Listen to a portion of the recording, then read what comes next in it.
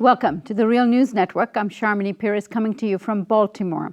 The Obama administration issued guidelines on Monday that restrict the ability of federal law enforcement agencies to do racial, religious, gender, nationality, and sexuality-based profiling. With the new protocols, the Justice Department hopes that it could be a model for local police departments as they tackle the nation's police brutality issues. Now joining us to discuss the guidelines in our Baltimore studio is Naomi Murakawa. Naomi is Associate Professor of African American Studies at Princeton University. She has recently released her first book, The First Civil Right: How Liberals Built Prison America. Naomi, thank you for joining us. Thanks for having me. Naomi, so what is your take on the guidelines? I think the story with the guidelines is that they will have very little impact in limiting racial profiling, and they actually give the green light to certain forms of racial profiling. I think the first thing to note is the timing of the release of these guidelines. So it may appear as if these guidelines are a response to recent outcries of the massacres of unarmed Black people. That's not the case. These guidelines have been in the works for the last 5 years. It's an updating of what the Bush administration did in 2003. And it's important to start there because then it will come as less of a surprise when I say these guidelines will have no impact on the kinds of brutality and racial profiling that we've witnessed in some really acute forms in the last few months. So Naomi, that sounds fairly dishonest on the part of the administration and the Department of Justice. These are guidelines that has been in the works for a long time. The timing of it in terms of releasing these guidelines, it's obvious, but it seems disingenuous. Well, look, I think Holder is locating it in the proper moment.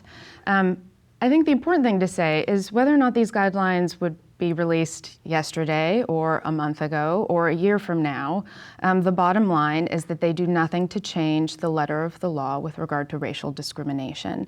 They operate within policing as we know it, within the operation of the Department of Homeland Security as we know it, within ICE as we know it, and without changing any of those structures, they're just going to have no impact. Is the timing of the release then, they think the agencies as well as the local police departments will be more receptive given the outcry that's been going on in various cities like Ferguson? Perhaps. I'm less interested in speculating on the sort of political scheming of Holder. I mean, there may be scheming, there may not be scheming. What I find dangerous is just the content of the guidelines, right? They could come out with the best of intentions. I don't care. These are still rotten guidelines. Right. These guidelines seems sort of broad and not specifically addressing the real problems we are facing. Why is that so? Okay, so I think the problem with these guidelines is that they mislocate where racial power actually resides.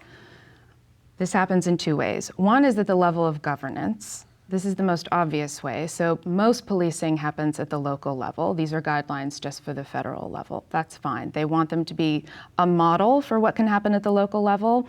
Even if it were a model, it would fail as a model for reining in the disaster of mass criminalization that we have for the second reason, which is that these guidelines mislocate where racism is. So let's unpack that. Where is racism and how does the guidelines miss? Okay, so I think that when protesters talk about racial profiling, what they are referencing are the grotesque forms of violence that are waged against communities of color. And people will say things like, stop racial profiling because, and then they'll list numbers, because it is so unjust that Black women are incarcerated at rates 3 times higher than that of white women, because it is so unjust that Black children born in the 1990s, 1 in 4 are likely to have a father incarcerated at some point during their childhood. That's what people are referencing as racism that they find so violent, so unacceptable. That's not the version of racism that the law works within. Right? The law locates racism in the mind of each individual agent. So if you want to look for racism, you would have to find racism within the mind of the individual cop, the individual ICE agent, the individual FBI agent, right? And that's why the language of this report is all about what an officer might reasonably believe in the totality of circumstances. It dissuades them from using stereotypes or having racial animus, right? But what does that put on trial? Just the brain space of an individual, right? That's all. And then what is the job? We can still have all of these devastating outcomes, and yet to prove racial discrimination, we're supposed to look within the mind of an individual cop who's now on trial as, a criminal. Right? That's not how we should locate racism. How should we locate racism? We should locate racism as the lived material experience of people.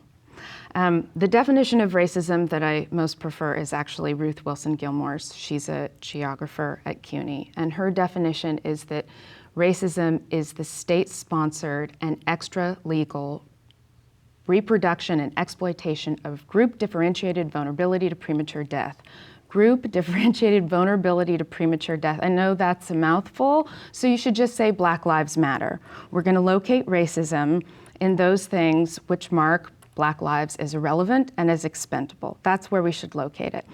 What happens with the law is that it is just looking for little ways to say to individual police officers, don't think a certain way. You can still behave badly, but just don't think a certain way, right? And that's very much in accordance with the letter of the law, the way that it's been for the last 30 years. So the standing of equal protection law now is that racial disparity itself does not constitute proof of discrimination. To prove discrimination, you have to find purposeful ill intent on the part of an individual actor. I can give you an example from the report. Please do. The report tries to give examples of acceptable and unacceptable ways that you can think about race, gender, gender identity, nationality. So I'm going to read two examples. The first is acceptable, the second is unacceptable. Here's the first. In connection with a new initiative to increase drug arrests, law enforcement officers begin aggressively enforcing speeding, traffic, and other public area laws in a neighborhood predominantly occupied by people of a single race. The choice of neighborhood was not based on the number of 911 calls, number of arrests, or other pertinent reporting data specific to that area, but only on the general assumption that more drug-related crime occurs in that neighborhood because of its racial composition. This effort would be improper because it is based on generalized stereotypes. Okay, so that's not acceptable. The report then goes on and says, here's an example of something that's acceptable. Law enforcement officers seeking to increase drug arrests use tracking software to plot out where, if anywhere, drug arrests are concentrated in a particular city and discover that the clear majority of drug arrests occur in particular precincts that happen to be neighborhoods predominantly occupied by people of a single race. So long as they are not motivated by racial animus, officers can properly decide to enforce all laws aggressively in that area, including less serious quality of life ordinances as a means of increasing drug-related arrests. Okay. Do you hear the difference between those two things? Give us an explanation for the lay person here.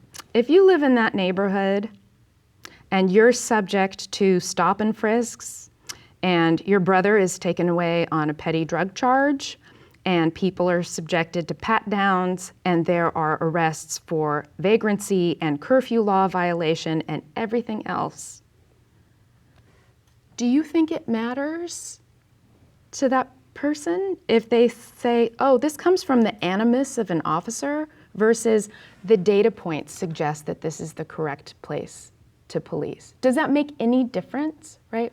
And this is where, in the letter of the law, it makes a difference because they're just looking for animus. They're looking for bad feelings. They're looking for bad racist thoughts in individual cops, right? What I think people are looking for is a decent quality of life, a life in which they are free from state violence. And the means of getting there matters less than the fact that they live in a place that is so surveilled and so violent for them, right?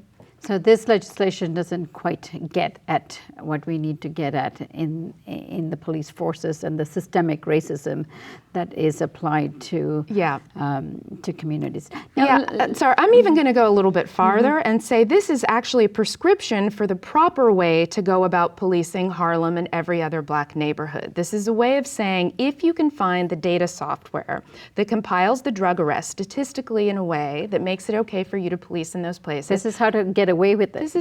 This is how to get away with it. And I don't mean to sound that as if I'm looking for the ill intent inside Holder's mind or anything else, but it is a way of saying this is a fine way to proceed. It's also actually outlining, even if your goal is just drug arrests, that it's perfectly fine for you to go for all of the petty little quality of life offenses that have made New York City such a disastrous place to live for people of color. Right. Let me get at who these guidelines are directed at. So it's released by the federal government for the federal agencies. Yeah. So here it's leaving itself fairly open to all kinds of racial discrimination at the border points, which is one of the points of contention by those who oppose the guidelines already, some of the critics.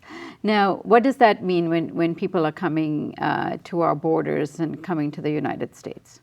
Yeah, so these guidelines actually give the green light for profiling. It actually says that security-based profiling, that is at border points, it's perfectly acceptable to look at race, to look at ethnicity, to look at skin tone, and this is really important, to look at nationality, right? There's something actually in the footnotes of these guidelines that are really telling. So the title of the report will say that you cannot actually discriminate or you cannot profile on grounds of national origin. But the footnotes are actually very particular in what national origin means. So national origin, as it is delineated here, essentially means your ancestor's country of birth or an individual's possession of what are thought to be physical, cultural, linguistic characteristics associated with a certain country. Okay, so that basically means race, ethnicity. It says, however, that you are not protected from profiling based on nationality, that is, based on your country of citizenship. It says explicitly, based on your country of citizenship, that may be relevant to the administration and enforcement of certain statutes. It gives the green light on that, right? So this is sort of legitimizing, say, the neoconservative concerns of national security, national, protecting ourselves from quote unquote Arabs and those who might be coming into the country. This is the preoccupation post 9/11. Yeah. But some people would say, well, thank God the federal government is doing this. They're protecting us from potentially harmful nations, particularly in light of the war against ISIS in Syria, Iraq. So some people will say, what's wrong with that? We want to feel protected. I think if you're going to participate in these debates about profiling, you have to at least pretend that information matters, right? We've had more than a decade of testing the idea that we can find the bad people based on nationality, right? We had forced registration after 9/11. It continued through May of 2003. There were upwards of 83,000 men forced into special registration, all based on national origin. All countries except North Korea were majority Muslim countries. There were huge deportations based on that registration list. From the 85,000, rough numbers, from the roughly 11,000 deportations from that, what were the charges for any terrorism-related crimes? Were there any? There was not one. There was not one. There was not one. There was not one, right? We have to, if we're going to talk about these grand ways, we have to actually acknowledge what we've already done, right? And that's something that's just been damaged. It has only been damage. It has only injured people. It has only been invasive. It's only ruined people's lives. It did nothing for security. Naomi, one of your concerns have been the timing of this report. So I find it especially chilling to think that the guidelines that give the green light to profiling on nationality came out the day before what's now being called the torture report.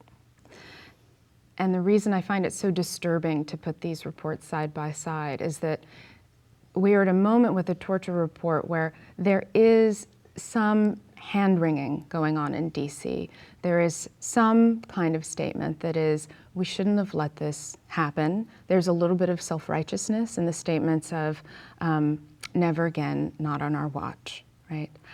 And then you have this, which says nationality-based profiling is perfectly fine, which means if we had to redo special registration for people from majority Muslim countries, we could do it all over again. Putting these two reports together tells us just how far we have to go to find any form of racialized state violence that's deemed illegitimate. It is all deemed legitimate except for these things way out there. We have to produce stories of things like parading men around naked with hoods over their heads and subjecting them to rectal feedings. That's illegitimate racialized state violence. Everything else is pretty much okay. Naomi, let's wrap this session up, and we'll take this question of national security up in our next segment. And I hope you can join us. Thank you. And thank you for joining us on the Real News Network.